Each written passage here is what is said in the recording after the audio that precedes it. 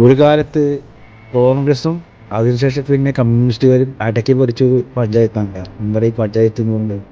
അപ്പോൾ വില്ലേജ് പഞ്ചായത്ത് എന്ന് പറയുമ്പോൾ ഇവിടെ നിറയെ വാർഡുകളായിട്ട് കമ്മ്യൂണിസ്റ്റുകാരും ഒന്നോ രണ്ടോ വാർഡിലായിട്ട് കോൺഗ്രസ്സുകാരാണ് വിജയിച്ചിട്ടുള്ളത്.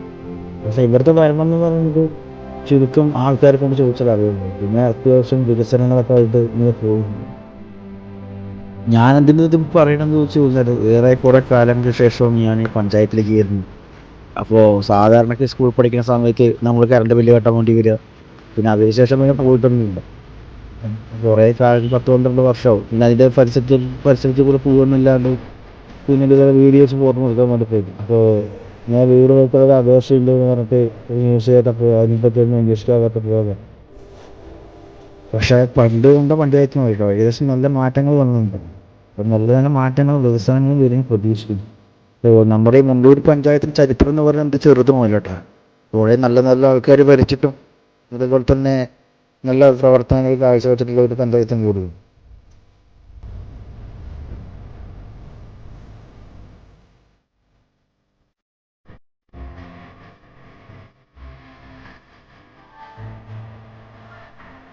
പഞ്ചായത്തിൻ്റെ ചുവരിൽ കൂടെ നല്ല നല്ല സ്റ്റിക്കറുകൾ ഒട്ടിച്ച് വെച്ചിട്ടുണ്ട്. എനിക്ക് തോന്നുന്നത് ഇത് പണ്ട് കാലത്തൊരു കഥയെ തോന്നുന്നു. പണ്ടത്തെ വീടും അതേപോലത്തെ കൃഷിയിടങ്ങളും പണ്ടത്തെ ഹോട്ടലുകളും അതിൻ്റെയൊക്കെ ഒരു ഭാഗമായിട്ട് വെച്ചിരിക്കുന്ന തോന്നുന്നത്. ഇതാണ് മുണ്ടൂർ ഗ്രാമപഞ്ചായത്തിലെ ഫ്രണ്ട് ഭാഗം കേട്ടോ. ഫ്രണ്ട് ഭാഗം എന്ന് പറയുമ്പോൾ നമ്മൾ കയറി ചെല്ലുന്നത് ആ ഭാഗം എന്താണ്. ഞാൻ ഉള്ളിൽ കയറിയപ്പോഴാണ് വീഡിയോ എടുത്തത്. നമ്മുടെ മുൻവശം ഞാൻ വെളിയിൽ വന്നപ്പോൾ എടുത്തതാണ്.